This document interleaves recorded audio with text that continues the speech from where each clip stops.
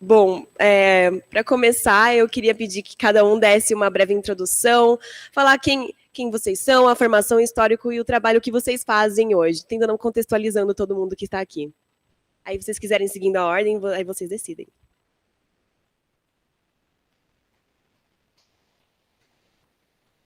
Oi, boa noite, boa tarde, né? Que está no escuro, que parece noite. Boa tarde, obrigada pelo convite. Eu sou a Mariana, sou criadora do programa Maritaca. Eu criei há 7 anos esse programa. É um programa de podcast para criança, que tem contação de história, música, dica de livro, as crianças participam. Eu me formei em jornalismo e em teatro. Passei muito tempo da minha vida negando o jornalismo com todas as forças, e só fazendo teatro, performance, criei muitas intervenções na rua, e, num dado momento, eu criei Maritaca porque eu tinha uma amiga que tinha uma filha pequena, e a gente estava no carro, e a menina começou a ficar incomodada no carro, e queria continuar na viagem, não sei o quê, e ela tirou um CD de música e botou para a criança ouvir. Isso já faz, acho que uns 17 anos. E aí a gente, naquele momento que ela parou de chorar e começou a ouvir aquela música, eu me dei conta que a gente não tinha uma rádio para criança. E aí me lembrei das minhas viagens de carro com os meus pais e tudo que a gente fazia no carro durante o percurso para a viagem passar. E aí eu falei, eu vou criar uma rádio para criança. E eu não tinha nada a ver nem com criança, nem com rádio, quer dizer, eu fiz jornalismo, mas não me via nesse lugar, assim. E aí o Maritaca foi o resumo da minha ópera, assim. Foi o lugar onde eu me encontrei como escritora, né, porque eu escrevi todo o roteiro. E também trouxe contadores de história e músicas que eu considero fundamentais para a criação de um ser, né? Muita arte, eu tive muita arte na vida, fui criada à base de Bozo e Xuxa, em Menudo e RPM, mas, ao mesmo tempo, na minha casa eu tocava muito Elis Regina, Thelonious Monk, muita música boa, e a minha mãe lia muito para mim. Então, eu acho que o Maritaca foi um resumo da minha história quando criança, né? E hoje em dia a gente tem um programa e estamos expandindo, vai ter uma newsletter agora, amanhã, sexta-feira, que lança na UOL, para pais, para dar dicas culturais e falar sobre livros e filmes para criança. E é isso, acho que estamos aí.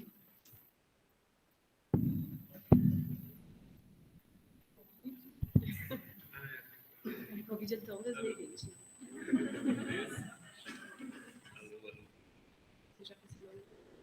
Não sei se não estiver funcionando. Alô. Oi. Alô. Oi. Boa tarde para todo mundo. Eu sou o Marcos Luporini e eu estou em casa. Eu estudei aqui no IA por muitos anos. Devo o que sou a esse lugar, né? Então, toda vez que me chamar aqui para o IA, eu venho, seja para dar palestra, se precisar varrer, eu varro o chão também, eu faço o que mandarem, vocês mandam, eu faço, tá? Eu devo muito aqui a esse lugar. Eu primeiro estudei lá na USP, fiz publicidade e propaganda lá na USP, comunicação, e em seguida fui atrás da minha verdadeira paixão, que é música, vim fazer música popular aqui no IA. Fiquei por 7 anos, quase fui jubilado, mas consegui me formar.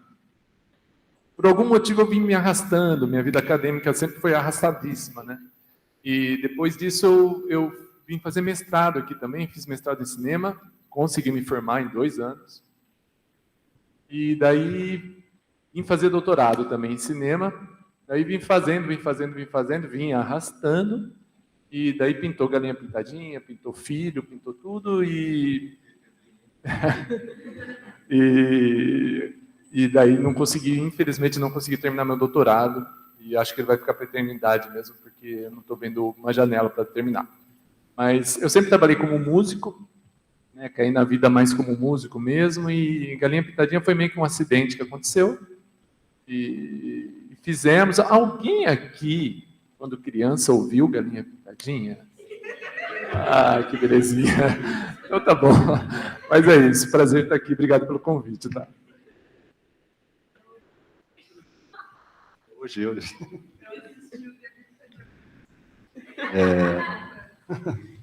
Eu sou o Juliano Prado, né? Sou sócio do Marcos na Bromélia. Bromélia Produções é uma empresa que a gente formou para cuidar da Galinha Pintadinha. Eu também tive esse background de músico, aliás, foi assim que a gente se conheceu aqui em Campinas, né? Mas eu fiz administração de empresa em São Paulo. Lá a gente tinha uma república, enquanto ele fazia a USP, a cidade eu estava lá também. E a gente, depois da faculdade, se várias vezes com projetos, tal, de publicidade, de música, de bandas e tal. E, de certa maneira, ele foi para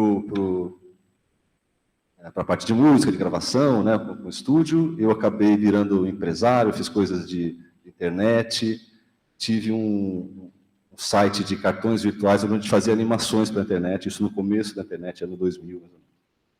E foi juntando essas expertices, aí, esses conhecimentos meus da área de negócios e de animação, e o dele de música, né, a gente resolveu fazer o projeto da Galinha Pintadinha, que era um projeto bem pessoal, sem muita pretensão, e aí foi acontecendo um monte de coisa no caminho até chegar aqui. A gente vai contando, acho que, na história, né? Mas é isso. Obrigado por estarem aqui.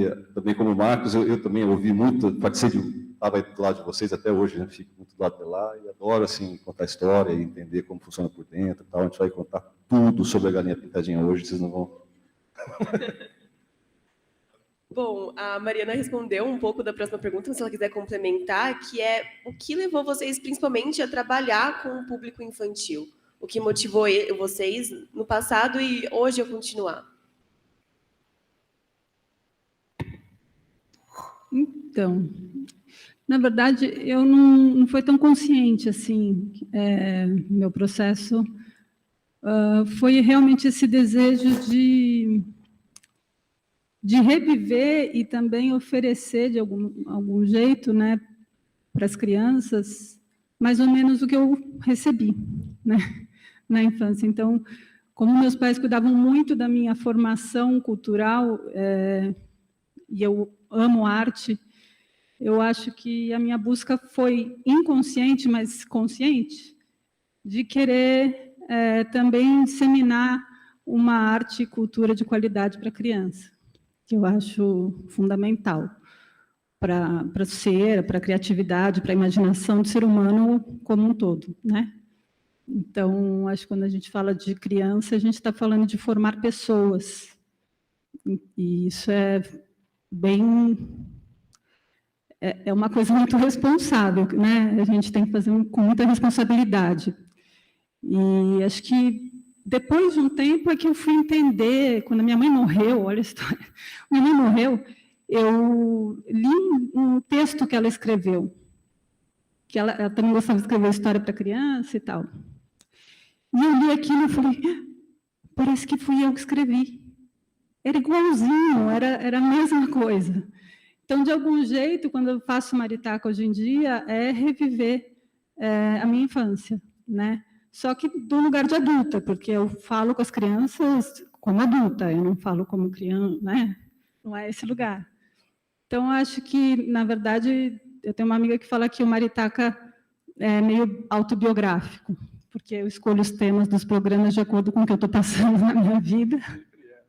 Né? Então, acho que é isso. Acho que Maritaca, para mim, é um exercício de eu ser melhor, mais do que tudo, né?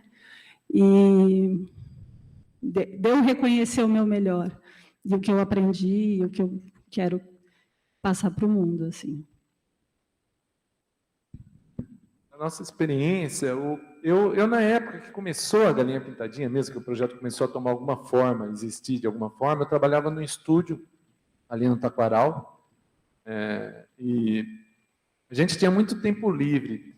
Eu acho que boa parte do motivo das músicas que estão no DVD1 existirem é por causa da Vera Fusaro, que é a cantora do DVD, né, que até hoje é a cantora, que na época, como a gente trabalhava com publicidade, quem trabalha com publicidade sabe, você tem muito tempo livre, porque assim, como você é a última parte da cadeia, então eles produzem o vídeo, quando chega para você, tá na última hora, então você tem que matar aquilo ali em 2 horas, 2, 3 horas, e depois esperar o próximo trabalho.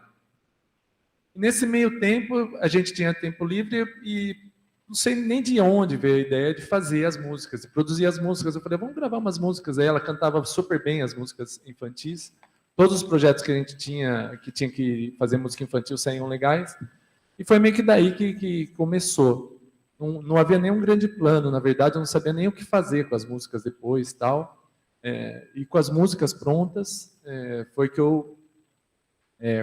lembrando que o Juliano estava no ramo de produção de animação, fui atrás dele com as músicas prontas para a gente conseguir fazer alguma coisa e dar rumo aí para o trabalho, né? Sem nenhuma grande pretensão. Daí...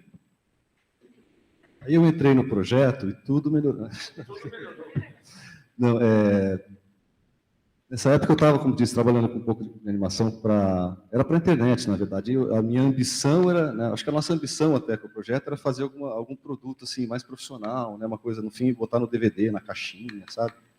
A vender para uma televisão, era esse o nosso... A gente estava querendo chegar nesse ponto, né? Então a gente fez um trabalhinho bem caprichado, o DVD1 a gente fez como se fosse, né, o DVD... Eu até falo, nossa, mas era brasileiro, né? Às vezes o pessoal acha que a qualidade ali da arte, do começo ali... Mas, aconteceu de justamente nessa tentativa de vender esse projeto para São Paulo, para uma produtora, era final de 2006, o YouTube não era do Google ainda, era só uma coisa experimental ainda que estava ali. Eu tinha uma conta lá que eu estava subindo os curtas-metragens, né, que eu estava fazendo e tal. E uma pessoa que estava ajudando a gente em São Paulo para apresentar nos pediu na sexta-feira à noite para mandar um DVD pelo motoboy para ele apresentar na segunda-feira cedo. E a gente não ia gastar dinheiro com o motoboy, nem não ia ter tempo. A gente pegou, eu ia subir no meu YouTube, que até hoje, a Galinha Pintadinha, se for ver a conta oficial mesmo, chama JupTube, que é Juliano Prado, que eu subi ali, o cara mostrou em São Paulo, né? O projeto, assim, a reunião não andou para frente, digamos assim. Uma semana depois eu perguntei assim para ele se podia apagar o vídeo, se já tinha mostrado. Daí ele falou que pode apagar o vídeo da Galinha Pintadinha, o primeiro vídeo. Era o único que estava feito meio que um piloto que estava fazendo. E daí esse vídeo eu não apaguei, ficou lá. Depois de uns meses tinha 500 mil de views, né? Daí a gente estava trabalhando nesse projeto um tempo já. Eu falava, vamos terminar esse negócio. Faltavam mais umas 12 músicas. A gente raspou o tacho das economias, juntou uns amigos e conseguimos fazer as 3 animações, né? E começamos, e o YouTube, por exemplo, nem tinha monetização, nada. A gente começou a colocar algumas faixas no YouTube e mandamos imprimir 1.000, 2.000 DVDzinhos, né, do bolso, fizemos uma lojinha virtual. Então era assim, o YouTube no final aparecia assim, gostou do vídeo? Compre o DVD completo. Daí clicava, ia na lojinha lá, e quando a gente começou, o negócio começou assim, vendendo DVD, literalmente na garagem de casa, né? E daí, a partir desse momento, a gente começou a ver que a galinha ela tinha um quê a mais ali, era um produto que podia ter mais potencial, e a gente foi meio que ouvindo isso aí e indo para frente. Mas respondendo um pouco a tua pergunta original, nessa época eu estava com duas filhas pequenas, então além de estar trabalhando um pouco com animação, eu estava assim, naquela fase que eu estava assistindo animação 6 horas por dia, porque eu chegava em casa na animação. Então, eu estava muito nessa coisa de animação, de estudar isso, né? E daí, uma coisa também que faz parte, acho que, do projeto interessante é que essas músicas que a gente trabalhou, né, como se diz, dessa memória musical, que a gente trabalhou as primeiras músicas antigas, né, elas já passaram até pela Xuxa e tal, mas não tinha esse formatinho ainda de animação, ninguém tinha feito, assim, animação, né, coloridinha e tal. Então, foi também, acho que, um dos fatores aí de diferença do projeto na época. Muito legal. Bom, para a próxima pergunta. Na produção dos seus programas, há a presença de crianças. Primeiro, até onde eu sei, no caso da Galinha Pintadinha, as crianças fazem parte da gravação das músicas, e da Mariana, as crianças, elas não só ouvem, comentam, mas elas também fazem grande parte do seu conteúdo, né? Como que é ter o seu público-alvo presente na produção, no seu programa, do seu conteúdo? como é a inclusão delas nesse processo, e assim, eu queria saber como que é a interação das crianças nesse espaço, elas falam a opinião delas, como que é isso? Bom, Maritaca, assim, a cereja do bolo são as crianças. Eu acho que elas vêm com aquele pensamento poético que só as crianças têm, né, sobre a temática do programa. Então, sei lá, um tema sobre medo, vamos supor, então eu faço pego o contador de história, gravo com ele, aí, a partir disso, eu procuro as músicas que eu vou pôr no programa, e aí, um belo dia, eu resolvi botar umas crianças, porque não começou assim, começou sem criança. E aí, um dia, eu falei, acho que eu vou perguntar para elas como é que elas se sentem diante desse tema, né? E aí foi muito, o programa cresceu, assim, porque eles estavam, né, eles estavam falando sobre o que eles pensavam, e isso é maravilhoso, né? Eles se escutarem também. Então, essa coisa, quando ele, né, depois que as crianças falam, hoje em dia que eles conversam mais comigo e tal, eles sempre falam, nossa, fulano participou, não sei o quê, eu quero não sei o quê. Aí as mães me mandam, e o jeito que eu gravo com eles, infelizmente, eu não gravo num estúdio assim, com criança, para perguntar na hora. Então, eu mando as perguntas para os pais gravam todos, me mandam, eu edito tudo, falo com o técnico, olha, esse bife das crianças vai entrar nessa música, final da história, boto tudo certinho lá, monto. Então, é muito legal. Esses dias eu fiz um curso de podcast para criança, e aí foram meus ouvintes. E foi uma experiência mágica para mim, porque eu fico lá no meu estúdio, eu gravo, aí eu escrevo o programa, mas eu não estou em contato com eles, né? O máximo que eu recebo às vezes, um recadinho de um ouvinte, não sei o quê, né?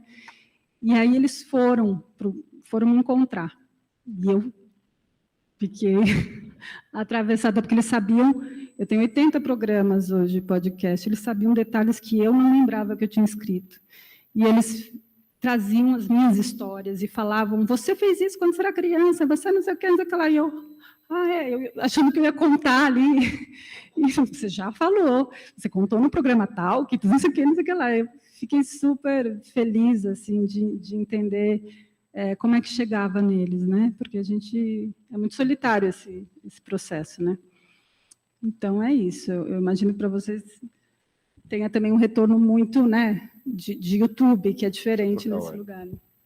O YouTube foi isso. A gente botou, né, numa ferramenta. A gente nem estava visando o público nela, né? Estava querendo assim uma coisa para e tinha os comentários também, né? Então o pessoal respondia: nossa, não, a gente adorou a galinha. Nossa, tem mais vídeo da galinha? Faz mais vídeo da galinha. Inclusive, a gente tinha 13 músicas, a galinha era uma música. Tanto o pessoal falou, que adoro a galinha, adoro a galinha. Daí virou a galinha pintadinha, meio que a capa, né, do projeto ali. Era para ser, tinha um nome assim, não era focado na galinha. E você falou essa coisa de contato, né? Eu lembro que a gente começou uns anos depois, a gente fez a nossa primeira peça teatral. Até aliás, em cartaz, em Campinas, está mesmo agora, Teatro Oficinas, no Iguatemi. E eu adoro até hoje na peça, né? Porque aí realmente você vê, por exemplo, a gente tem uma playlistzinha de musiquinhas que fica tocando baixinho no começo, antes de começar a peça. A criançada antes da peça já está tudo cantando já no teatro, entendeu? Então, e aquele muito bebezinho pequeno, né? Que está assim, encantado, né, com aquilo que está vendo. Primeira vez que está vendo uma peça, né? Então, realmente no teatro é onde a gente vê que a linha é mais direta. Mas também a gente recebe muito vídeo de criança em casa cantando, é muito bacana, a interação, né, é muito legal. Então, o meu primeiro contato com criança, foi na gravação mesmo, como você disse, né? Eu tenho duas histórias legaisinhas para contar. Uma que nessa de perceber que a galinha pintadinha era a galinha pintadinha, né? Então, porque como ele disse, quando a gente fez as 13 músicas, não tinha nem tema, nada. Eram 13 canções infantis num DVD. E eu estava sentado ali na cantina que tinha aqui na esquina. Era muito bom nessa época, tinha cantina, a gente bebia cerveja na cantina, rolava um som lá, era uma outra época.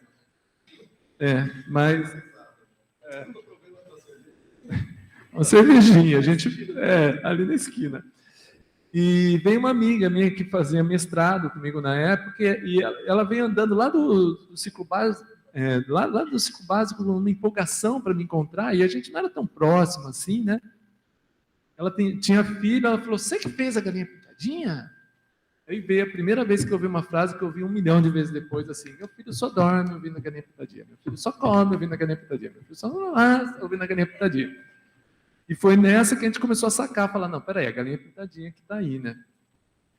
Então, foi assim que a galinha dominou o terreiro. E em relação à gravação das crianças, então, o primeiro contato foi no estúdio, na época, lá em 2002, né? As crianças cantando, é sempre bem legal, porque são a primeira audiência que você tem, né? Então, você já percebe ali de cara quais músicas que são as legais, que elas estão gostando. E durante a pandemia, lockdown, a gente estava produzindo DVD 5, o DVD 5, o volume 5. A solução foi gravar com os meus filhos, né? Daí, não recomendo. Porque é assim, grava essa frase. Ah, mas ontem você prometeu que ia comer pizza. E por aí, entendeu? Era aquela mistureba de assunto, uma dificuldade. Então é isso só que eu tenho para contar. Você falou que as crianças sabiam os detalhes, né? Também numa montagem de uma peça, para quem conhece, tem a baratinha e a banda das naftalinas, que são os insetos, né? E a gente tinha realmente uma banda ali, né, vestido de inseto, e entravam, né, o guitarrista e o baixista de um lado e de outro. Daí tinha uma criança que era da produção, filha de alguém da produção lá, que falou, viu, mas está errado, aquele é do lado de lá e esse é do lado de cá. A gente, como é que é? Daí foi ver na internet e era mesmo. Daí, opa, precisa trocar aí o lado. Quer dizer, eu até hoje, se perguntar para mim, eu não sei dizer que lado é qual. A gente ia trabalhar com um público mais honesto e sincero, né? Bom. Nossa, deve ser. Eles devem falar tudo na cara de você. Nossa, pensando agora no contexto brasileiro, não, mas na educação. O conteúdo infantil tem, na maioria das produções, uma direção educativa. Porém, o fato é que nem tudo que a gente, adulto, consome tem um teor educativo, e grande parte é focado no nosso próprio entretenimento. Assim, eu pergunto se a produção infantil ela tem que ser sempre com teor educativo, ou se ela pode ser direcionada para o puro entretenimento das crianças. Vocês acreditam que essa questão tem muito peso para o consumo, a audiência, ou até a compra, a aceitação do produto de vocês, do conteúdo?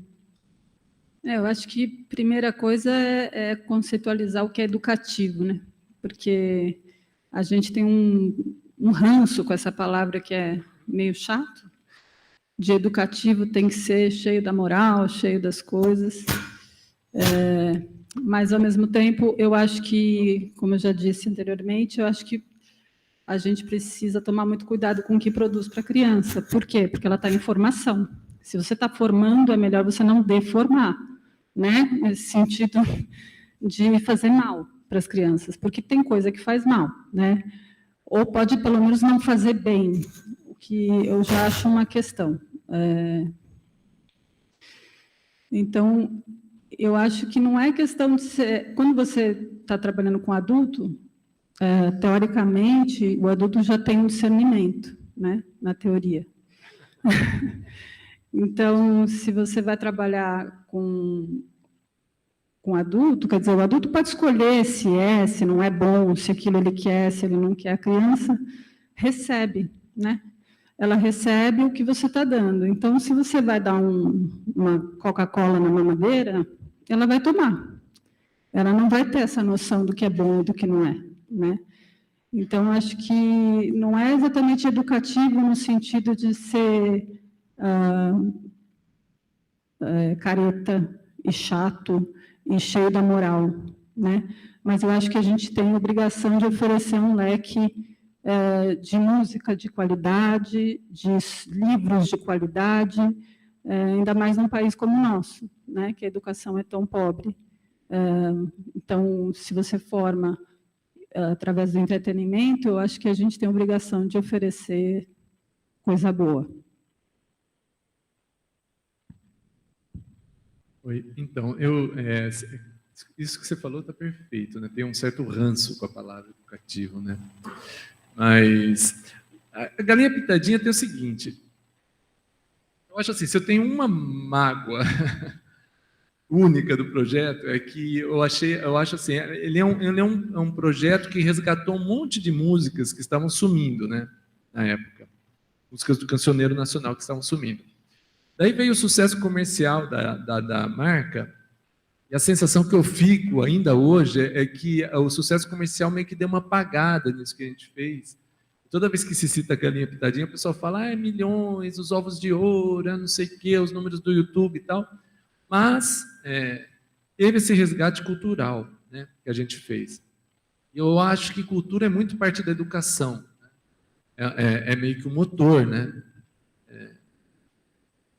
Então, assim, essa preocupação é uma coisa mista mesmo. Acho que o que é educativo no projeto tem que estar permeado de entretenimento, ali meio escondido. Eu acho até você, para criar, toma cuidado para não ficar muito, muito preso a isso, para não ficar usando uma palavra feia, que eu vou falar aqui. Eu sou meio boca suja, mas é uma palavra que define muito bem, assim, que é ficar muito carga-regra, sabe? Você fica ali, seja assim, faça assado, não sei o que, e fica tentando ditar comportamento que eu não acho legal. É uma coisa que eu não acho legal. Acho que educar não é exatamente ditar comportamento, mas é mais estabelecer limites, entender relação interpessoal, onde é que as coisas devem estar, mais ou menos, né? Ensinar uma letrinha, um numerinho, uma matemática, é bom também, que fazer conta não atrapalha ninguém, né? Mas, enfim, é uma coisa mais leve, assim, mais permeada no projeto. E a gente, assim, no fim, trabalha com a primeira infância, né? Então, realmente, eu acho que sem a própria, no nosso caso, que trabalha com música, né? Muito, a própria música, o próprio ritmo da música, o próprio ouvir a música, acho que já é uma educação musical, né? E essas músicas, muitas delas têm mais de 100 anos, ou quase, ou por aí. Então, elas foram passando, né? Desde o vinil, do compacto, do vinil, da fita cassete, do VHS, do DVD, da internet, do streaming, daqui a pouco. Então, assim, a gente, de certa maneira, como o Marcos falou, esse resgate, né? Eu sempre falo que a gente acabou fazendo parte dessa corrente, né? Esse conteúdo fica sendo passado de geração em geração. Então, assim, o orgulho nosso, né, é esse de ter trazido de volta muitas músicas aí, né, e também no nosso trabalho que a gente fez de traduzir para o espanhol, por exemplo, a gente acabou exportando uma série de canções brasileiras que eles não conheciam, né, que hoje estão quase que fazendo parte do cancioneiro em espanhol, né, então muito bacana. E comparando os cancioneiros infantis, que a gente fez essa pesquisa, né, mundial, assim, as músicas brasileiras são as the best, assim mesmo. São as mais legais, a gente acha, assim, né, comparando, eu acho. Então, assim, a gente, no começo, a gente não sacou a importância e a força dessas canções que ele estava trabalhando, né, e levaram o projeto para frente. Então, assim, a gente até desconfiava, mas essas músicas já estão tão batidas, será que não? Mas elas... A gente deu uma outra roupagem, né, musical, roupagem gráfica, e também acabou embarcando em umas tecnologias de mídia novas, né, que é o YouTube, streaming e tal. Então, foi meio que uma conjunção de fatores aí que a coisa deslanchou. Só um detalhe, assim, como eu fiz música, aqui deve ter gente da música também, não sei, mas uma coisa que sempre me afligiu um pouco, parte dessas músicas, elas foram passadas através de tradição oral. Então, quando eu ia pesquisar para saber as letras das músicas, eu percebia que existiam várias versões, cada um cantava de um jeito. E me incomoda no projeto, assim, é uma coisa que me incomoda pessoalmente, fixar uma forma, entendeu? Eu achava legal falar, cada um canta de um jeito, tal, agora faz essa daqui, fica essa, né? É meio inevitável, mas é algo que não me agrada muito. Assim, eu gostaria, se pudesse, eu deixaria aberto, né? Poderia ter uma versão para cada um. Quem sabe com inteligência artificial a gente não faça. Só que devem ter várias, né? Pensando nas diferentes... Do jeito que vai chegando para cada pessoa, às vezes a gente vê isso com bastante ditados, vai chegando de formas diferentes, né? Entende-se diferente, às vezes, né? Você entende um trecho da música de um jeito, canta-se diferente, tem versão... Contação de história também. Tem versão, né? Tem isso, cada um conta de um jeito. Eu conto assim, a melodia varia, tudo varia. Bom, constantemente a gente é bombardeado com produções estrangeiras, principalmente as norte-americanas. E na produção do conteúdo infantil, isso não é nada diferente. Com o público infantil em mente, como é o espaço que as produções brasileiras têm hoje? Como é trabalhar nesse espaço? Como a gente pode apresentar a qualidade? Porque tem muita qualidade das produções nacionais. Como elas podem ganhar mais espaço em meio a todas as produções estrangeiras?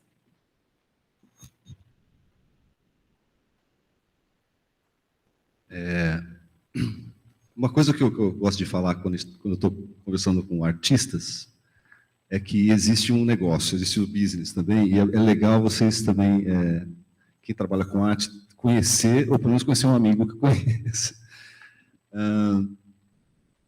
Porque eu acho que passa essa coisa da gente conquistar, porque eles estão trabalhando com o profissional, né? As produções vêm de fora, eles têm, e passa para você também entender como são os mecanismos de produzir, porque produzir audiovisual não é barato, né? Então, se você quer realmente competir, chegar, mostrar qualidade, de certa maneira, você tem que entender como funciona, como você monta, como produtor, né, de audiovisual, você consegue realizar isso, principalmente dentro do Brasil. Então, assim, minha dica é que vocês entendam um pouco a parte de, por exemplo, leis de incentivo, próprio processo de fazer uma obra, né? Você tem lá o conceito, você tem storyboard, bíblia, a gente está até fazendo o processo agora. Acho que é legal você pensar que para você chegar lá, competir com qualidade, você tem, de certa maneira, fazer esse vestibular aí da produção, e é chato, e tem, né, o audiovisual, às vezes você fica, né, como eu falo, você fica 48 meses fazendo para se decepcionar em 48 horas, né, quando o produto fica pronto, sai. Então, assim, tem esse caminho que não é exatamente o da arte, mas que é fundamental vocês terem em mente que tem alguns pontos no mercado, igual você passar no vestibular mesmo, você entrar num emprego, você tem a indústria, digamos assim, tem algumas portas, tem alguns mecanismos que você, se você não conhecer, você vai ficar só rodando em volta ali, muitas vezes, e não vai penetrar. Então, assim, essa é a parte talvez chata do negócio. Eu vou pegar uma linha com vocês. Acho que, assim, a qualidade existe, né? Tem um artístico, mas o artístico, de certa maneira, precisa virar um produto, né? Então, nessa parte de virar o produto é que entra tudo isso. Tem que, por exemplo, eu lembro que eu estudei isso em 2004, um pouco de produção, né? Daí um professor falou assim, um filme, na verdade, se foi bem, uma pilha de contratos, né? Uma maneira de ver um filme, porque assim, quem escreveu faz contrato, agora mesmo, né, a gente assinou um contratinho né, então tudo pingo que aparece no filme, você vai ter que conversar com aquela pessoa, fazer um contrato, pagar aquela pessoa, receber. Então, assim, saber que a arte, muitas vezes, ela vai exigir essa coisa lateral aí, que é o mecanismo dela penetrar no mercado. Em relação a isso, duas coisas para falar. Primeiro, existe o YouTube. Não vamos esquecer que a gente veio do YouTube e fizemos tudo da nossa cabeça, metemos os pés pelas mãos e acabou dando certo. E eu acho assim, o povo brasileiro é criativo mesmo. A gente foi metendo a mão pelas cabeças, fazendo, mas a gente abriu uma empresa, por exemplo. Uma empresa produtora, porque a gente sabia que se der certo, essa empresinha a gente pode, né? Sabia que sim, podia vender para uma televisão, precisa ter uma empresa, né? Então, de certa maneira, a gente foi em paralelo também montando o negocinho. Mas agora, em relação ao que ele está falando, é o seguinte, eu tinha uma briga aqui na época que eu estudava, que às vezes, assim, algumas pessoas, alguns músicos, eu vou falar de música, tá? Mas aplica para outras áreas também. A pessoa fala, eu vou fazer minha música, não importa o público, não importa o mercado, é minha música, porque não sei o quê, pá. Negócio meio hermético, né? E eu sempre digo o seguinte, de todas as músicas que você ouve, que você gosta, elas fizeram o contrato, elas foram para o estúdio, teve investimento e passou por essa máquina do mercado da música, entendeu? Nenhuma que você ouve, que você gosta, que você tem, que chega lá, não passou por aí. Então, assim, é obrigatório. O que a gente entende por arte, essa romantização do que é artístico, que não cede, que não dobra ao mercado, tal, acho que é uma mera ilusão mesmo. Tudo que a gente conhece como arte, ela, de alguma forma, o teto da Capela Sistina, por exemplo, ela conversava lá com a igreja, que detinha o ouro, que financiou, que pagou, tal, e tudo aconteceu. Então, é importante ter, assim, essa consciência, e aceitar, entender como você navega com a sua arte no mercado mesmo. Bom, eu não sou do YouTube porque o meu programa é para ouvir, né? E a proposta é justamente que seja ouvido. Então, o mercado para isso é muito mais restrito, né? Eu estou há 7 anos fazendo Maritaca. Eu comecei ali na Rádio Vozes, que é a rádio da Patrícia Palumbo, o web rádio dela, e tentei entrar em várias rádios, e não existe espaço para rádio infantil no Brasil. O que eu já acho um absurdo, porque você pensar nos ribeirinhos, em pessoas que só escutam rádio, que não tem outro meio de comunicação, e existe isso no Brasil, a gente devia ter um programa legal para criança, né? Assim, eu acho que ainda falta muito estímulo no Brasil, virou uma coisa assim, cada um por si, né, no questão... eu consegui no YouTube, eu não sei o quê, eu vou no YouTube, eu não sei, cada um que se vire, e sendo que é uma coisa que é fundamental na formação de qualquer pessoa. A arte é um leque, oferecer um leque de opções para que ela goste, não goste, aprenda, não queira. Ela tem que saber o que ela tem no Brasil, e o Brasil é riquíssimo culturalmente, né? Então, a gente... eu acho que deveria ter uma política pública voltada para a produção infantil de qualidade, com seriedade, e devia ser assim, como tem verba para X, um orçamento para isso, né? Acho que talvez com esse governo a gente possa vislumbrar mais ou menos uma possibilidade disso, né? Mais educativa, e educativa não sem ranço, né? Então, eu acho que ainda falta muito, né? E no âmbito só da escuta, né? É muito mais difícil você conseguir, porque as crianças são metralhadas hoje visualmente, metralhadas. Então, se oferecer só áudio, é um baita desafio. E quando pega gosto, eles pegam mesmo, porque daí a viagem é totalmente dentro delas, né? Eles escutam e criam um universo completamente deles. E isso eu acho uma das coisas mais ricas do programa, porque transforma, né? A criatividade vem na frente. Então, acho que é isso. Assim, eu não vislumbro nem... Assim, o máximo que eu posso falar do internacional é que eu tenho muito ouvinte, os brasileirinhos que moram fora do país, né? E que os pais, de algum jeito, querem que tenha contato com a cultura brasileira. Então, Maritaca tem gente no mundo inteiro, assim, que escuta, e recebo muito retorno de gente que mora fora. É o máximo que eu posso falar do mercado. Mas você sabe se tem lugares lá fora que fazem um podcast assim para criança, que uma coisa mais voltada, já ouviu falar? Então, eu comecei a fazer podcast porque a Patrícia abriu essa rádio, ela sabia que eu já tinha o desejo de fazer uma rádio web, né, uma rádio mesmo, só para criança. E aí ela falou, quer fazer um programa? Estou abrindo minha rádio web. Isso faz 7 anos. A gente mal falava de podcast no Brasil ainda. E aí ela tinha na plataforma dela a web rádio, onde o programa entrava na programação, e uma parte que você podia ouvir a qualquer hora, né? Então, o Maritaca se transformou em podcast por essa condição, e depois eu saí da Rádio Vozes e montei um aplicativo meu para ter. E aí começaram a sacar que o Maritaca era um dos únicos que tinha contação de história. Então, que as pessoas começaram a gravar, muitos contadores de história começaram a abrir os próprios canais só com contação de história, né? E esses tempos eu recebi uma mensagem até de uma mulher que era francesa, mas que morava que tinha morado no Brasil e que conhecia o Maritaca, que queria fazer uma réplica do Maritaca na França. Então, assim, eu acredito muito no modelo de programa do Maritaca. Eu acho que ele eu gosto muito. Eu, como mãe, quando eu escuto, eu fico feliz. falo, legal, eu gosto disso.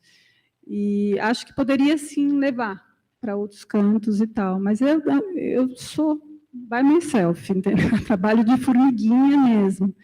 Então, eu vou indo. Uma hora eu chego em algum lugar, mas eu acho que eu já cheguei em muitos lugares, mesmo né, nesse trabalho mais artístico mesmo, e que eu concordo com você que a gente tem que se dobrar ao mercado, mas saber do mercado, até para escolher se quer se dobrar ou não, né? A gente pode ter uma vida um pouco mais tranquila também e não se dobrar tanto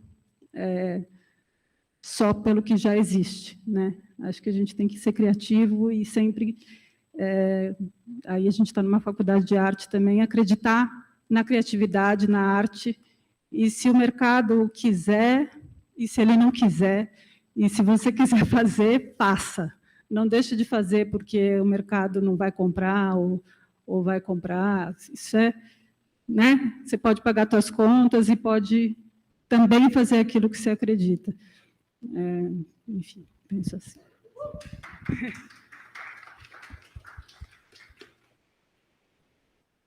Que no fim a arte também é sempre uma aposta, né? Você sempre aposta no projeto, então assim, você sempre tem que, de certa maneira, quem sabe, né, o que vem por aí, né? Então, e nesse sentido também a dica que eu acabo dando sempre é bem parecida com a sua, né? Como é que faz para fazer? Faz.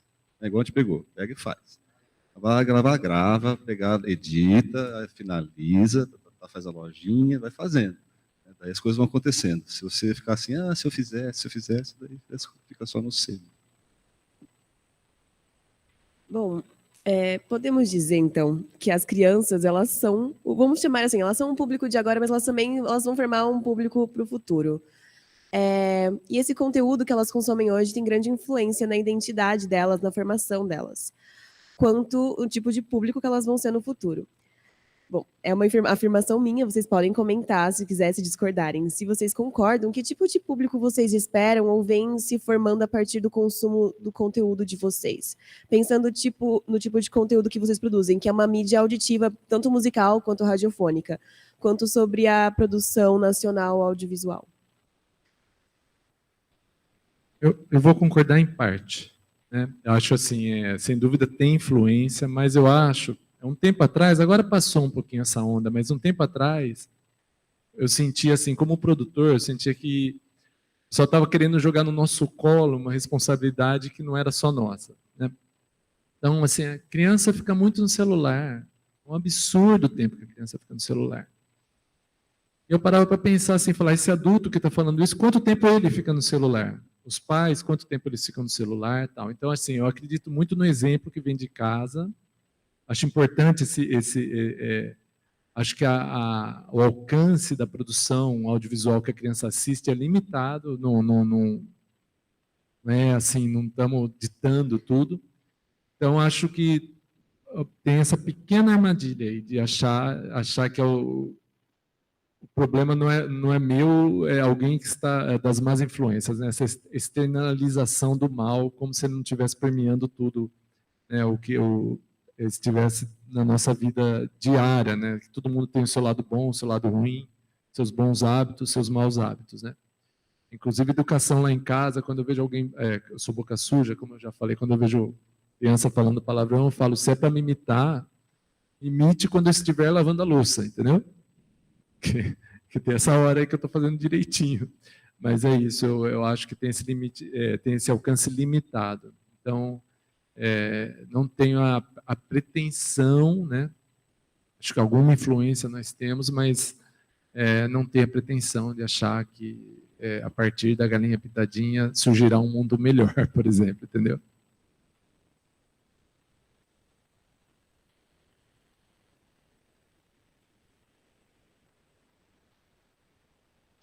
Eu também não tenho nenhuma pretensão do mundo melhor, de achar que eu sou responsável por isso, né?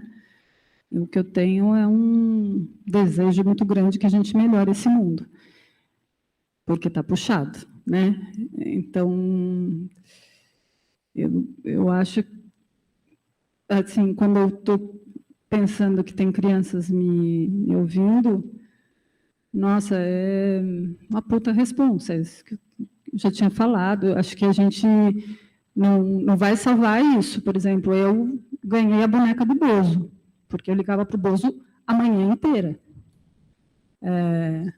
Consegui. Eu ganhei a boneca, naquele cavalinho, sabe? Gostava do balão mágico, eu via muita televisão. Hoje em dia, eu sonho para o meu filho que ele veja televisão, nunca achei que eu fosse querer isso, para que ele saia do YouTube e veja televisão, porque realmente é o lugar mais seguro que se tem para as crianças, mais curado, né? Porque dá muita aflição isso tudo que está acontecendo, né? As crianças, esses dias uma amiga me falou que ela foi numa palestra, agora eu não vou saber de quem, e que ela falou uma frase muito forte para mim, que as crianças, elas estão sendo formadas hoje em dia não pela experiência, mas pela informação. Isso é muito complicado, quer dizer, a subjetividade nesse momento vai embora, então isso me preocupa bastante.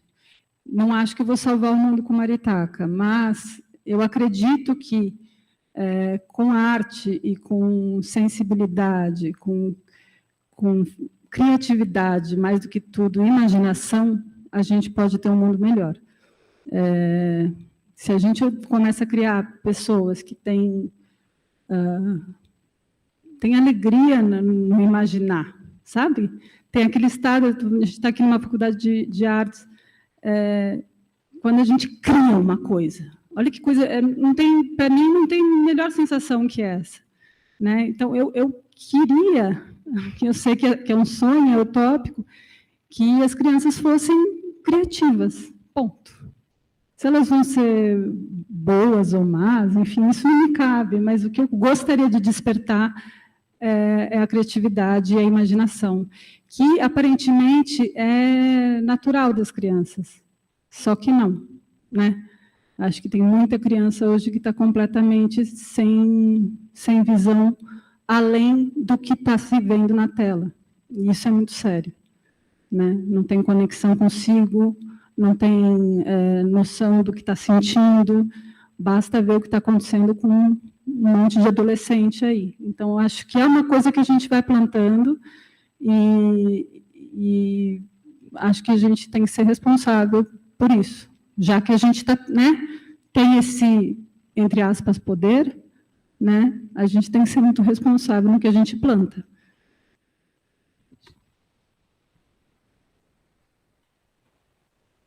Então, é realmente uma responsabilidade muito grande e eles vão ser quem vão consumir também no futuro as coisas. Talvez eles lembrem, né? Eu ouvi o maritaca, eu vi a galinha pintadinha e isso pode gerar também o gosto deles no futuro. Também era isso que eu estava tentando falar. Bom, eu queria agora abrir perguntas para o público. Se vocês tiverem, levantem a mão que a Melissa vai levar o microfone quando ela terminar de arrumar a pilha ali, bem na hora, desculpa. Mas não lembrem de falar o seu nome antes de falar a pergunta. Se vocês tiverem, é só levantar a mão. Posso começar eu com uma pergunta para sei lá quem exatamente? Assim, não, vocês são de uma geração que já nasceu na internet, né? Confere, né?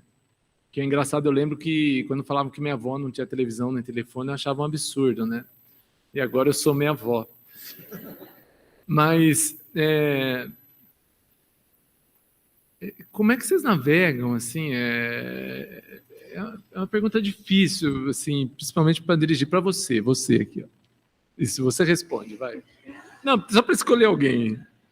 Assim, como é crescer nesse mundo? Assim, você sente essa opressão? Você não sente essa opressão? Assim, acha que você está perdendo, que você não está perdendo, que assim, você cresceu vendo muita tela, não cresceu vendo muita tela? Melissa, microfone para a Maia, por favor. Obrigado, viu? Desculpa te pegar assim, você escolher assim. Eu não sei, porque eu acho que eu tive uma experiência de infância muito diferente das outras crianças. Porque eu fui muito cercada de toda a minha família, eu cresci muito próxima da minha avó, Então, eu cresci ouvindo história, eu cresci desenhando, eu cresci brincando, comendo terra. De fato, comendo terra. Tem alguém oprimido aí? Então, tipo, o meu contato com o computador maior não era na internet, era no Paint, desenhando. Eu não consumia muito conteúdo no computador em si, mas tipo, quando eu estava na escola, porque eu sou da época que tinha aula de informática ainda, tive aula de informática no jardim de infância já, eu brincava mais na internet com os meus amigos de escola. Tipo, em casa não era uma realidade minha. A tela que eu tinha muito contato era a TV, e mesmo assim, tipo, eu ficava muito tempo na escola, né? Eu estudava tarde, então eu ficava muito tempo na escola, eu fazia muita atividade extracurricular, eu fazia natação, eu fazia balé, eu fazia teatro, eu fazia kumon, eu fazia tudo. Então, o tempo que eu ficava em casa assistindo TV era fim de semana e na hora do almoço, que eu assistia Floribela, e Isa-TKM 6 da tarde. Novela. Daí. Novela, assistia novela, acompanhava todas as novelas, tipo, usava a novela como referência em resposta da escola, mas era isso, tipo, a internet em si, por mais que eu tivesse acesso, não era uma coisa que despertava a minha curiosidade, para além de ouvir música no YouTube. Essa onda de youtuber, assim, é um pouquinho mais recente. O pessoal viveu youtuber aí? Então, até tinha na minha infância, só que eu realmente era uma criança muito perdida nisso. Então, os meus amigos até me zoavam, porque eu não conheci youtuber. Tinha aquele vídeo do Justin Bieber do Galo Frito, eu fui ver meses depois. Eu tô fazendo essa pergunta pelo seguinte, né? Quando eu cresci, quando eu já fui jovem também, e quando eu cresci, o que eu ouvia era essa juventude está perdida, entendeu? E eu não sei o quanto, assim, é uma curiosidade que eu tenho mesmo, assim, muito, uma dúvida que eu tenho, né? O quanto possa estar piorando ou não. Vocês estão perdidos? Alguém está perdido? Não, depende do dia. Depende do dia. Tem uma pessoa pedindo ali o microfone. Eu queria falar porque eu tenho um irmão de 8 anos e ele é a clássica criança do tablet, assim, tipo... E eu brigo muito com os meus pais, assim, porque eu acho que ele fica tempo demais mexendo e tal. E dá para perceber que quando ele, tipo assim, nos momentos que ele está restringido, tipo, só posso ficar, sei lá, 2 horas, ele vira uma criança mais fofa e tal, porque ele fica menos viciado, menos vidrado. E eu acho isso lindo. Mas, ao mesmo tempo, eu acho uma loucura o tanto de coisa que ele sabe. Tipo, ele sabe sobre todos os países, as culturas dos países. Ele sabe de Tuvalu, que eu nem sabia o que era, um país, tipo, que vai afundar. E, ao mesmo tempo que é meio... dá um pouquinho de medo, porque... então, eu ia falar isso. Dá um pouquinho de medo porque ele tem acesso a muita informação falsa. Tem coisa que eu viro e falo, João, não é verdade isso e tal. Eu acho interessante, por um lado, o tanto de coisa que ele sabe que eu não sabia na idade dele, assim, e ele acaba gostando de coisas muito distantes, assim, do que talvez eu ou os meus pais pudessem entregar para ele. Tipo, ele gosta muito de, sei lá, acho que geografia, que é uma coisa que ninguém na minha casa acha tão legal, assim, mas ele, por causa do YouTube, do TikTok, que é claro que tem vários males... ele descobriu e ele adora agora, ele sabe sobre os países e pela curiosidade que ele criou, ele começou a ler mais. Tipo, eu não sei se é uma exceção, assim, mas ele começou tipo, a falar assim, então eu gosto dos países, e aí eu tinha um GeoAtlas, que tipo, eu usava na escola e eu dei para ele, e ele começou a achar legal. Então, tipo, eu tenho uma relação muito dúbia, assim, tipo, ao mesmo tempo que eu acho uma coisa... Tem várias coisas problemáticas, que ele fica uma criança meio diferente quando ele passa muito tempo na tela. Eu acho que traz coisas legais também, no sentido de ele acha coisas que eu, quando tinha a idade dele, não acessava, assim. Eu acho interessante isso, né? Porque eu também sou mega contra, mas eu acho que tem muita coisa boa produzida hoje em dia no YouTube, né? A questão do YouTube, eu acho que não é questão do conteúdo, é que é o estímulo o tempo todo, e o excesso de informação que muitas vezes não acrescenta em absolutamente nada, né? e que e deixa a criança sem usar o corpo, que é uma criança sem usar o corpo, não dá muito isso. Então, a criança precisa se movimentar, ela precisa jogar futebol, ela precisa não sei o quê. E tem muita gente ficando além, né? Que essa que é a questão. E também acho que o problema é esse, que não tem uma curadoria, que é isso que a gente estava falando da televisão. É duvidoso, né? E também o que aparece assim, é o que é mais clicado também. Então, é difícil, é bem complicado. Uma coisa que eu não sei se talvez tenha mudado é que na nossa época a gente ficava entediado, né?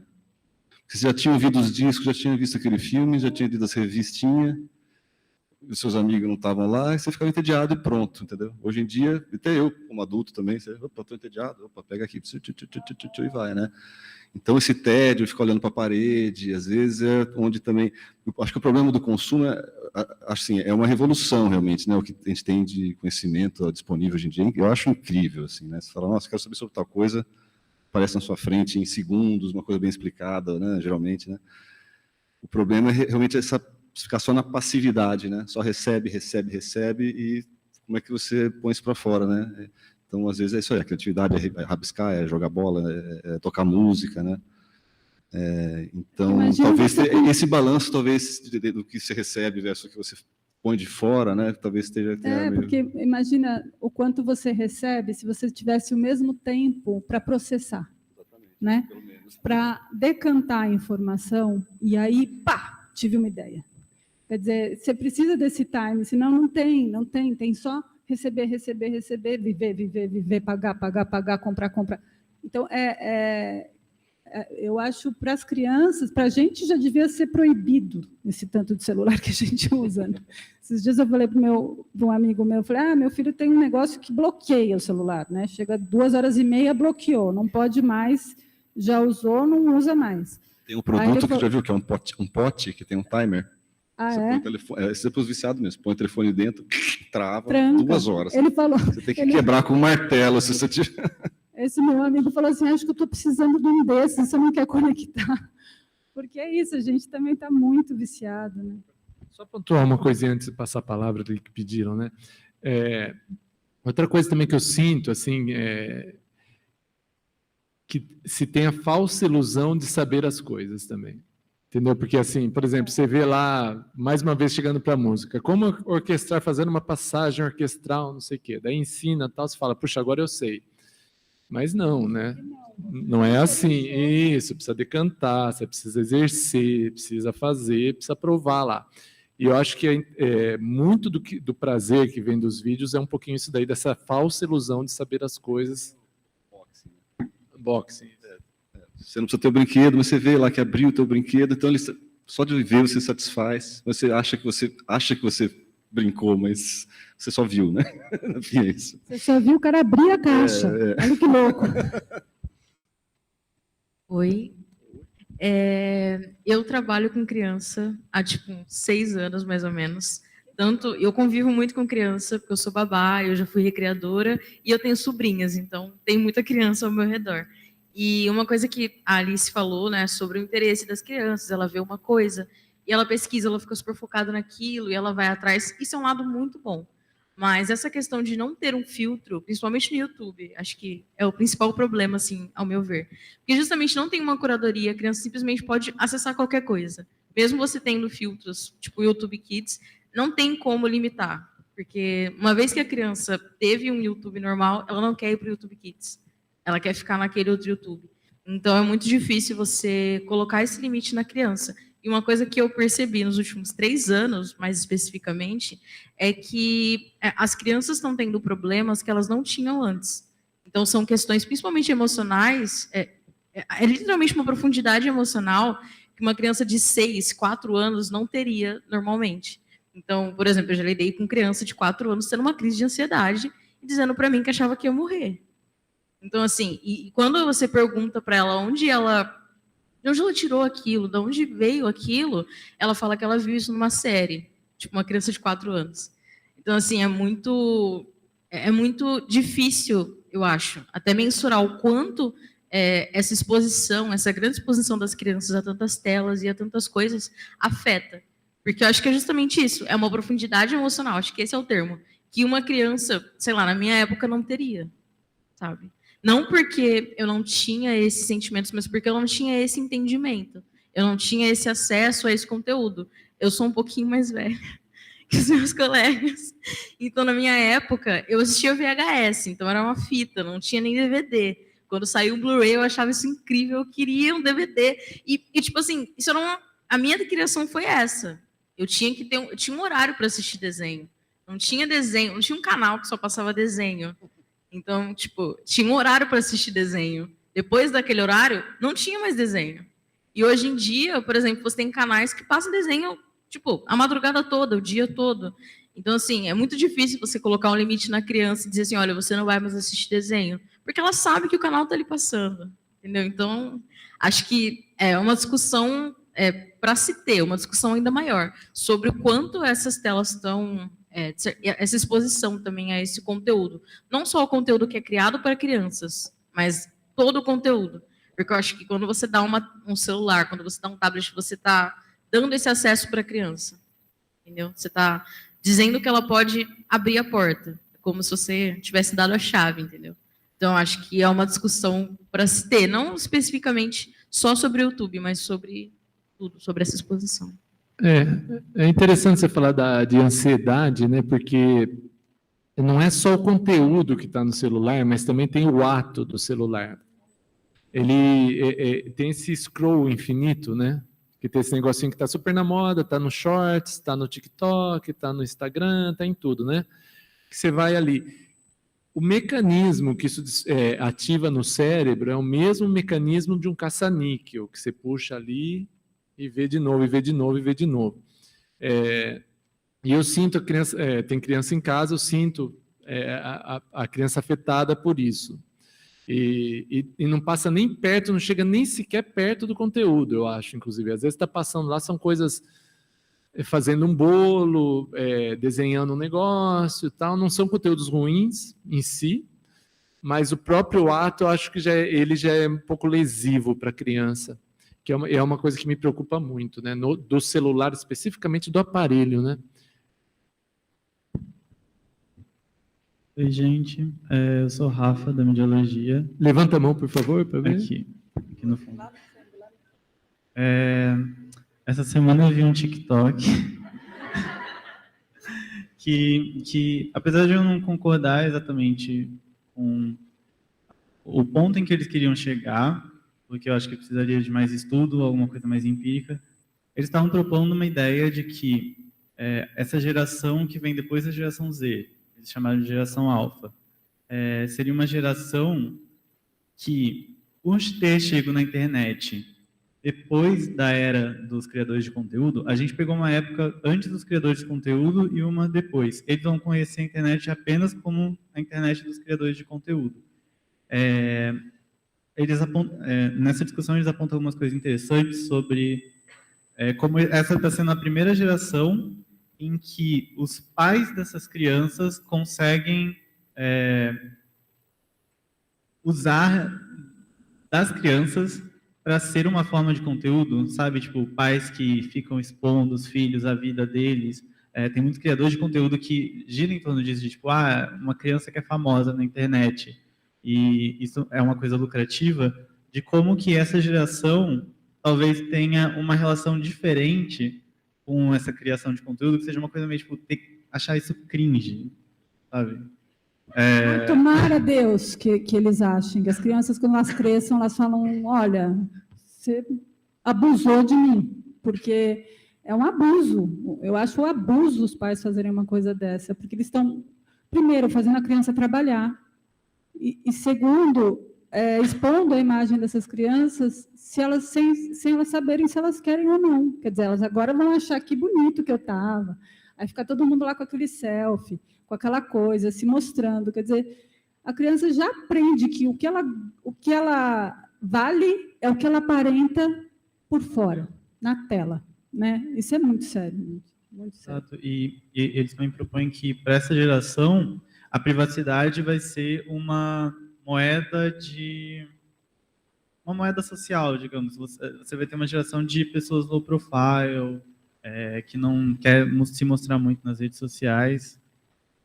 Mas, ao mesmo tempo, eu não sei se a gente deveria ter uma visão tão tecnofóbica de que a gente usar menos telefone seria... Usar menos celular seria uma forma eficaz, porque eu não acho que seria possível também. E a nossa economia atualmente gira em torno das redes sociais. Essa questão digital aí que chegou para ficar. Agora, uma coisa que eu apontaria, assim, que eu acho uma loucura, é a pessoa ser o produto, ser a marca e ser o produto, entendeu? A gente administra uma marca, tal, e um dos nossos trabalhos é manter a marca relevante, né? Mas se amanhã ou depois a marca for para o buraco, é uma marca, é um personagem. Agora, se você é a marca, você é o personagem, na hora que ocorre a rejeição da marca e do personagem, estão rejeitando você. Deve ser muito, muito difícil para quem vive disso tá nessa linha de frente. Imagina para uma criança, né? De repente o canal dela começa, ela cresce, ela perde a graça, ela não sei o que pode mais acontecer, entendeu? Mesmo comentário maldoso, que para a gente aceitar uma coisa, para uma criança é outra, mas enfim. Só rapidinho, antes de passar,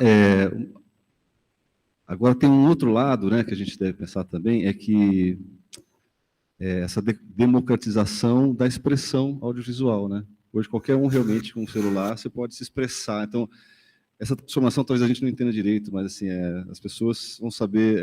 Hoje, por exemplo, os pequenos já sabem, acho que conceitos de corte, de ângulo, né? Então é uma linguagem que vai ficar natural. E em último caso, né, o celular, na verdade a gente fala celular, tela, tal, mas ele é um instrumento de conectividade, né? Você não precisa nem de saber escrever, né? Você pode falar aqui, você receber lá. Então,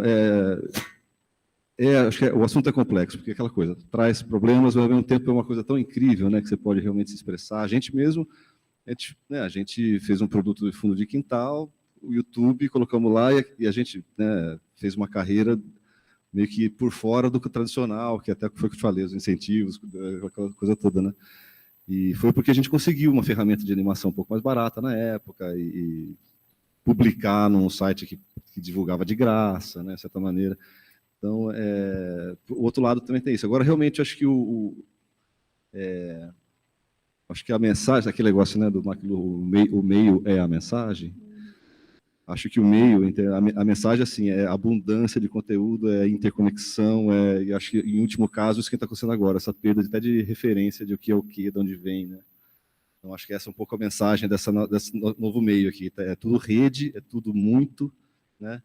E sem hierarquia, né? Então, você pode... Eu realmente assisto canais que uma pessoa... Eu dou aula aqui de vez em quando sobre Arduino, né? Então, Arduino é um negócio técnico lá. Então, você vai ver, tem um cara lá da Índia, do meio do que falando um negócio exatamente o que eu precisava ouvir, resolveu o meu problema. Não foi nenhuma corporação de mídia, foi um cara que ligou a câmera e falou, olha, liguei esse fio aqui nesse, funcionou, entendeu? Isso para milhares de microassuntos, né? Uma coisa incrível, né? Música, por exemplo, né? A gente era músico, ia tirar uma música, né? Daí gravava na fita cassete, daí para tirar a letra, ficava 2 dias tentando tirar a letra, e os acordes e tudo mais. Hoje você vai lá, tem lá, em 1 segundo tem a letra, os acordes. Tem um cara tocando solo igualzinho, até o próprio artista te ensinando como tocar a música dele, né? Aulas e aulas e aulas. Então, assim, é muita informação. Agora, o problema é como gerar crítica para lidar com tudo isso. Acho que esse talvez seja o principal problema, né? Eu acho que também, em relação às crianças, tem essa questão, assim, quanto mais tempo fica, mais estressado fica, mais ansioso fica, mais... né, é acumulativo, a gente também. Então, acho que a questão do tempo, já que a gente não consegue ter muito controle do conteúdo, eu acho bem importante, assim. E respondendo a tua pergunta, quer dizer, respondendo nada, mas um comentário, que eu vi recentemente uma matéria na UOL de adolescentes na Inglaterra, que é um grupo de adolescentes que só tem aquele celular de flip, sabe? Que não era com internet, com nada daquela época. E eles não usam nada para se conectar, não usam computador. Então, assim, eu brinco que quando meu filho for adolescente, eu vou ser bem junk. Daí ele vai ser o oposto. Mentira, mas eu acho que a gente, talvez aconteça mesmo uma aversão. natural. Um pêndulo.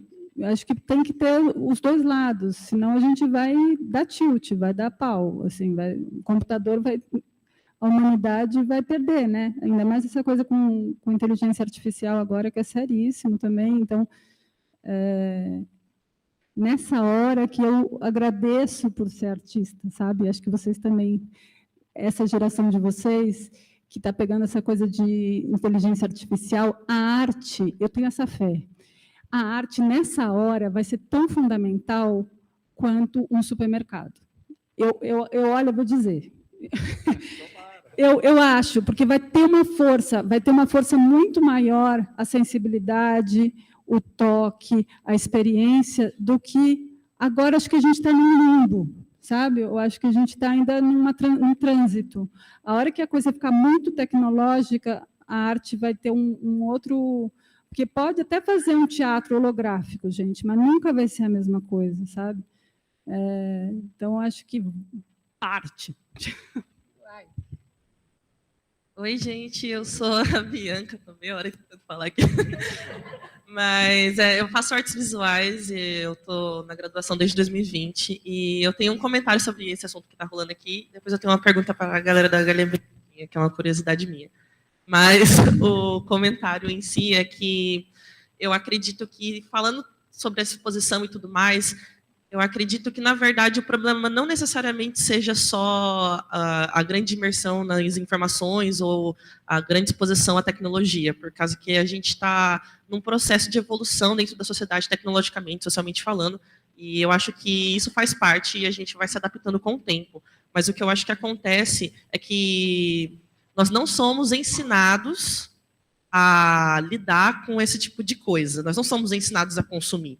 Não existe o ensino. Ensinado por quem? Se ninguém aprendeu. Exatamente. A gente só foi largado ali. E é algo que eu acredito que, com o tempo, seria ideal existir pesquisa sobre. Eu não estou no meio do ramo, mas acredito que ensinar as crianças a consumir esse conteúdo, os pais ensinarem as crianças a consumir esse conteúdo, a lidar com esse conteúdo, seria o ideal. E não necessariamente criticar, não, tem que ficar menos tempo, não, porque isso, não, porque aquilo. Eu acho que você precisa aprender a consumir e se autofiltrar. Isso é algo que acaba que vamos ter que fazer. Mas eu acho que é muito injusto a gente dar essa responsabilidade para o filho, porque a criança não tem essa medida. Então, não adianta, a gente pode falar 500 vezes, olha, isso aqui não vai fazer bem para você. A criança não consegue. Então, quem tem que ser ensinado, primeiro de tudo, são os adultos, né? Primeiro, a mediar, porque, assim, você atribui à criança, não adianta, você vai falar com uma criança de 7, 8 anos, olha, não é legal você ficar tanto, porque vai fritar teu cérebro, até falei agora aqui para ele, não adianta, como vai fritar meu cérebro, mas você me deu um celular.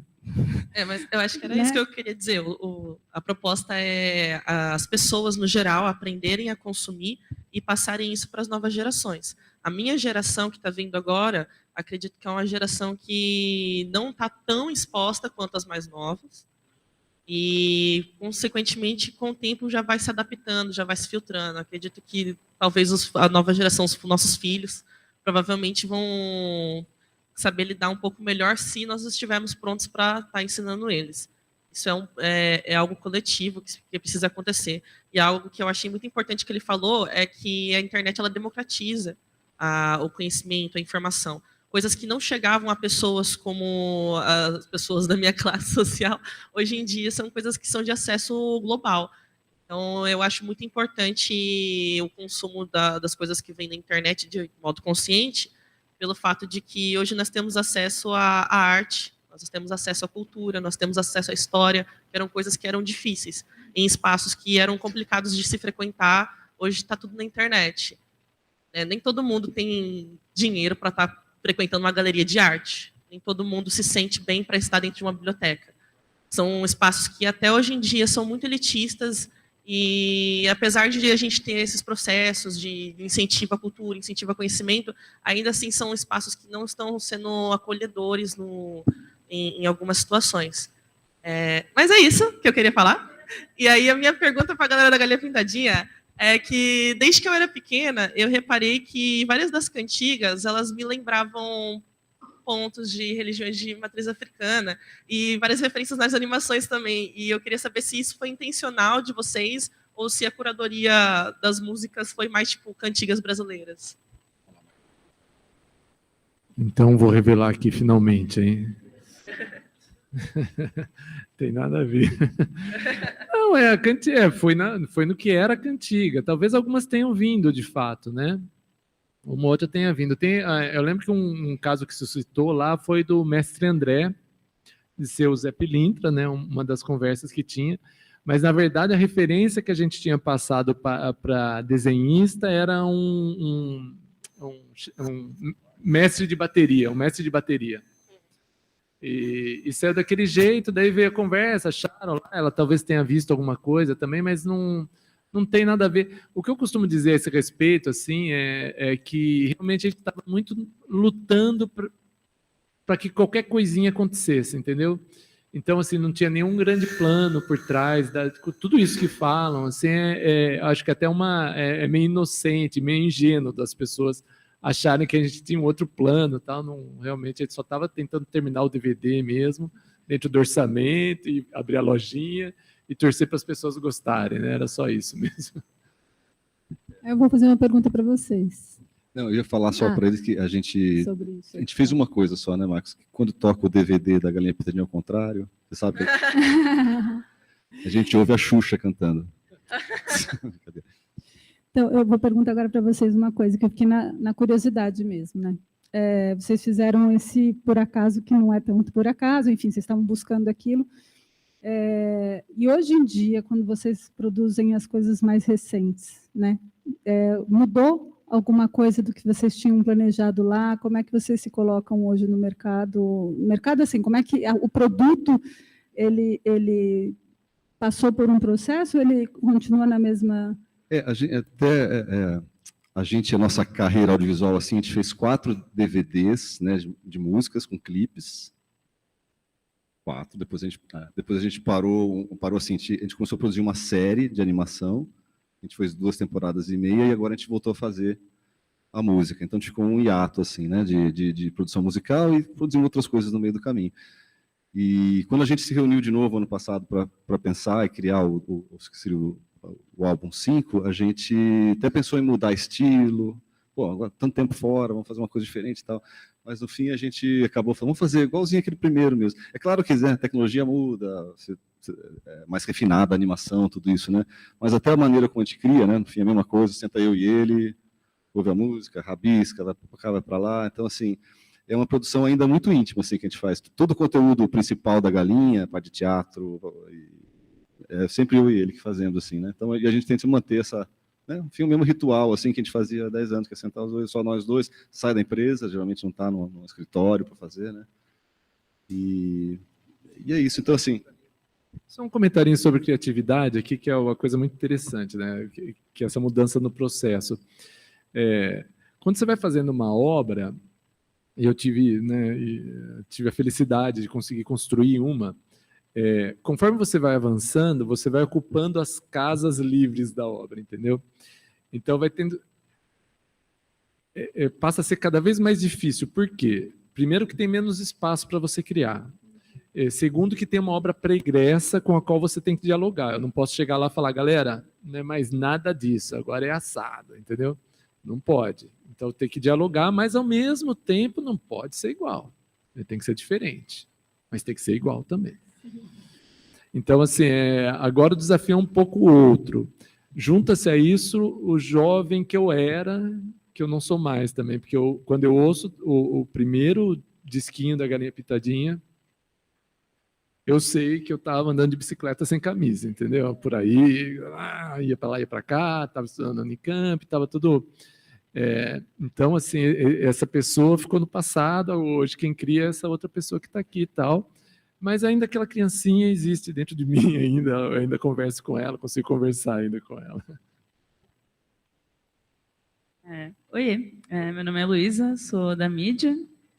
Eu tenho um irmão mais novo que ele é PCD, ele tem uma deficiência cognitiva e sempre foi muito difícil assim para minha família e tal lidar em momentos que ele se estressa. E uma das coisas que ajuda nisso, que ajuda a acalmar, era justamente esses programas infantis com música. Então, ele ouvia bastante Cocoricó, mas também ouvia Galinha Pintadinha em outros programas. E aí, pensando nisso, queria perguntar se vocês já chegaram a trabalhar ou já pensar em algo em relação assim com acessibilidade, como os programas infantis podem ajudar nessa questão de inclusão e de ajudar crianças com deficiência, tanto cognitiva, visual, motor e tal. Então, eu gosto de acreditar que, de certa forma, a gente já ajuda, sabe? Ela tem a legenda nos desenhos, né? Então, assim, criança que lê consegue acompanhar o que está ali, né? Com a bolinha saltitante e tal. E acho que música, ela já tem essa conexão. Acho que acontece não é à toa mesmo, né? Eu acho que uma das coisas mais mágicas que o ser humano criou é a música, que essa expressão de arte, que inclusive ela é totalmente abstrata, né? Ela não é como um quadro que você pode pintar alguma coisa, uma escultura, tal, ou uma história que você descreve algo objetivo, né? Ela é totalmente abstrata. E até por isso que eu tenho essa paixão por música, né? Move muito. Agora, projeto específico, existem várias coisas que a gente faz, né? Mas são outros setores dentro da empresa. Eu fico devendo a explicação aqui. Desculpa, tá? Eu sei de um exemplo de um produto que a gente desenvolveu, até com um rapaz aqui da Unicamp, que era uma espécie de um joystickzinho, que era uma galinhazinha pintadinha que você apertava e você conseguia jogar alguns joguinhos com esse movimento, né? Então ele desenvolveu tanto o jogo quanto o aparelhinho para justamente incluir para crianças também, que elas, e segundo ele, é muito interessante que a criança realmente conseguiu, estou jogando, né? Finalmente estou acessando aqui uma coisa, né? Mas tem muito isso mesmo. A gente ouve muitos relatos mesmo de crianças especiais que a galinha pintadinha realmente faz uma conexão legal e a gente fica feliz porque a gente vê que está ajudando, né? Então, e é essa coisa, esse poder da música mesmo, não veio da gente, né? Eu acho que é um desafio, né? Ainda mais tratando de um programa para ouvir, né? Desafio porque quando você não tem um apelo visual, às vezes essa conexão não é tão imediata, né? Mas a música realmente conecta com todos, né? E a contação de história, no caso do Maritaca, também. Mas eu fico sempre me perguntando como eu posso chegar, né? Como eu posso tornar mais acessível, de ter acessibilidade, na verdade, né? Porque, no meu caso, se a gente está falando de uma pessoa que não escuta, eu não tenho o que fazer, né? Como é um programa para ouvir. Mas eu sempre me pergunto, se você tiver algum pensamento sobre isso, pode dar dica que eu acho legal, né? Alô? Opa! Tudo bom? Meu nome é Ana, eu sou 019 de Visuais e eu estou refletindo um pouco sobre toda essa conversa. E eu nasci em 2001, então eu meio que peguei a etapa de que estava surgindo os smartphones. Eu peguei a primeira geração de tablet e eu sempre gostei assim da parte de tecnologia. Eu confesso que eu ficava muito, muito na internet desde o começo, assim, mas também tinha os momentos de distração e tal. E aí, é um pouco de uma resposta para o que você tinha comentado, mas juntando com as outras coisas, que eu tinha aquela etapa, né, de que até certo momento era um programa infantil, depois, quando começava a madrugada era filme, Tela Quente, se eu não me engano, e Telecurso 2000. Então, pela minha mãe, ela trabalhava com festas, né? Ela gerenciava festas noturnas. Então, eu tinha um certo costume de dormir tarde também. Então, eu ficava assim, o Telecurso 2000. E aí, toda a parte da internet, fiquei viciada demais com anime, com o próprio YouTube, que também estava surgindo na época. Hoje em dia eu fico pensando como isso tudo mudou minha trajetória, assim. Quer dizer, influenciou, porque tinha todo um contexto, né, que falando de estudo, sobre parte de livro, contação de história, que era uma coisa bem formal, mas que isso moldou o jeito que eu pesquisava na internet. Claro, eu tive acesso a conteúdos violentos, né, digamos assim. Não sei se alguém acompanhava lá Fênix, mas é que os caras é tipo um Jackass, se não me engano. E aí, mas isso acabou não prejudicando assim o que eu sou hoje, porque tinha acesso a Minecraft, esses games, tudo. E como tudo isso embasou no modo de pesquisa que eu fazia, de ter conexão com outras partes, por mais que eu ficasse na internet o dia todo, eu fazia essas associações. E não sei se é mais uma questão individual, mas eu conseguia discernir de alguma forma, não sei se de uma forma primitiva, o que ia fazer bem e o que ia fazer mal, assim.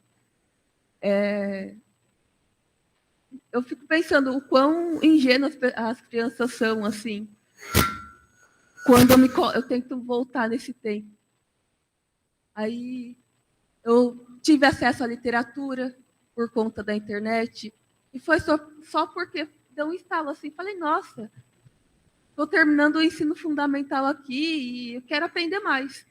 E aí eu ia buscar videoaula, enfim, era mais pensar como a gente pode se colocar num lugar como criança hoje em dia, não ficar só naquele receio, meu Deus, vão acabar com a mentalidade delas, assim.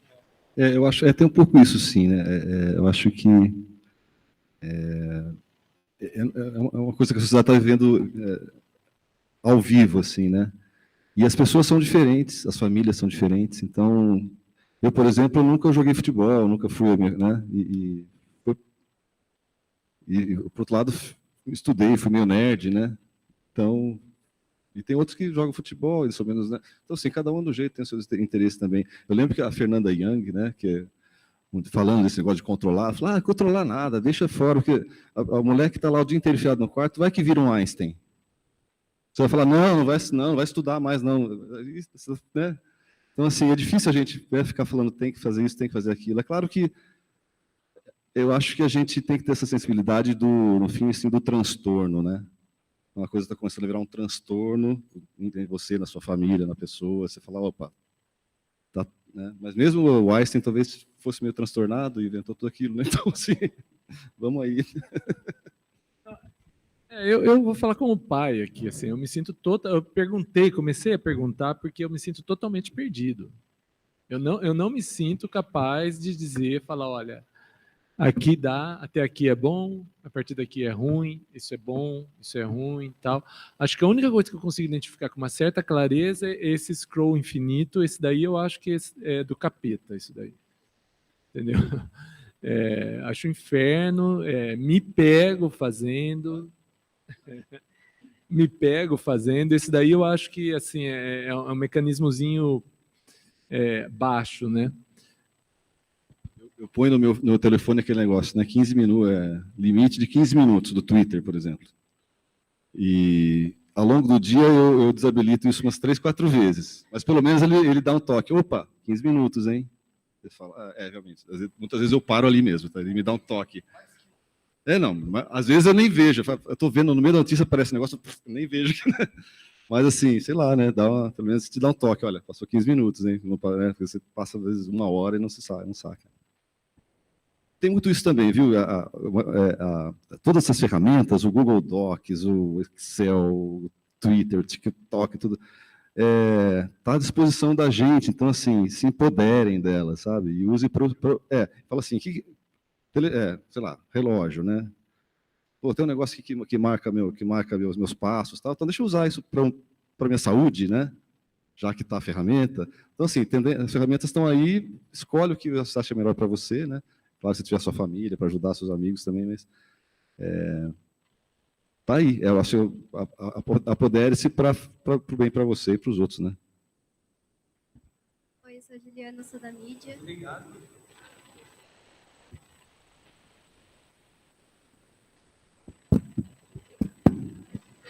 Oi.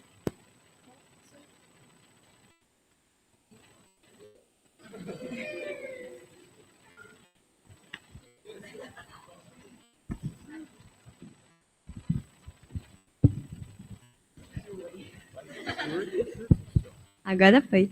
Eu sou a Juliana, sou da Mediologia, e sobre o assunto eu estava pensando refletindo, né, sobre as diferenças na relação que a nossa geração tem com a internet e da geração de agora. Que nem ali que eu tenho uma irmã mais nova, ela tem 10 anos, inclusive eu conheci a Galinha Pintadinha por ela, nem sabia que tinha lançado na minha época de primeira infância, enfim.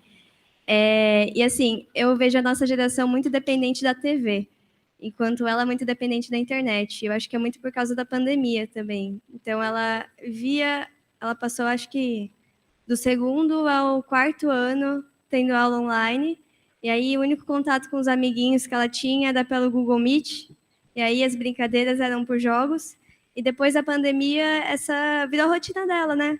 Não mudou, porque ela passou, né? Tinha 6, 7 anos quando começou a pandemia, passou 2 anos, é grande parte da vida dela daquele jeito, e ela continua. Então, até hoje, ela vai para aula, chega em casa, continua falando com as amigas e fica até altas horas da noite falando. Só que eu falei da relação com a TV, eu me mudei aqui para Campinas, eu estou morando sozinha. E aí teve até a preocupação do meu pai em trazer uma TV para eu não me sentir sozinha. E eu não vejo TV. Inclusive, na minha casa em São Paulo, eu não tenho TV no quarto, porque se eu vou ver TV, eu vejo com a minha família. E aí, aqui eu deixo ligada enquanto eu estudo, enquanto eu faço alguma coisa, para não me sentir sozinha. Então, é uma relação diferente com diferentes tipos de mídias que a gente... Então, eu cresci vendo TV, não tive internet. E aí, ela cresceu com internet, então ela também está dependente da internet. Não, é louco. Eu vou contar uma experiência aqui que foi bem interessante. Uma vez eu fui buscar as crianças na escola. Daí, entrou minha filha e o primo, né? O meu sobrinho, eles entraram conversando da seguinte conversa. Lembra aquele dia que você estava lá não sei aonde, com não sei quem, que depois você subiu lá não sei o quê, trouxe não sei o que lá, que eu peguei, dei para não sei quem, tá lembrado? Disse, sim, não sei o que. E eu ouvindo essa conversa, achando que se tivesse alguma coisa ali na escola, tal, quando era tudo virtual. Era tudo virtual. Eu estava cada um na sua casa, não existia nenhuma coisa, não existia nenhum lugar, não existia nada. Eles fizeram tudo isso virtualmente. No Roblox, né? Para ser mais específico. Minha irmã vem falando assim, a Manu roubou meu pônei. Pois Mãe, é. será que vale a pena trocar o coelho pelo, sei lá, pelo robô, sei lá, umas coisas assim. Mas é louco, porque são entes reais. No entanto, eles são virtuais, mas existem. Minha filha levou um golpe, por exemplo, no Roblox lá, ficou arrasada, perdeu tudo que ela tinha aos 4 anos, 5 anos, entendeu? E são experiências desse novo mundo. Então, assim, realmente eu não sei. Eu sou um perdido na questão, sabe? Tenho uma filha que ela estudou aqui na linguística aqui, está com uns 25 anos, então não era o Roblox, era o Clube Pinguim. Então, ela foi expulsa porque ela escreveu porra no chat. Falei, tá vendo? Tá isso no currículo, hein? Foi expulsa do Clube Pinguim, /pesada. A gente escrevia com caracteres especiais, né?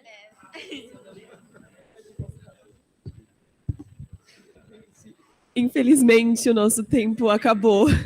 Eu quero agradecer muito vocês, a presença. Eu adorei como a mesa ganhou vida. Muito obrigada. Nós temos uns mimos para dar para vocês, agradecendo a vinda. Deixa eu pegar, por favor, aplausos.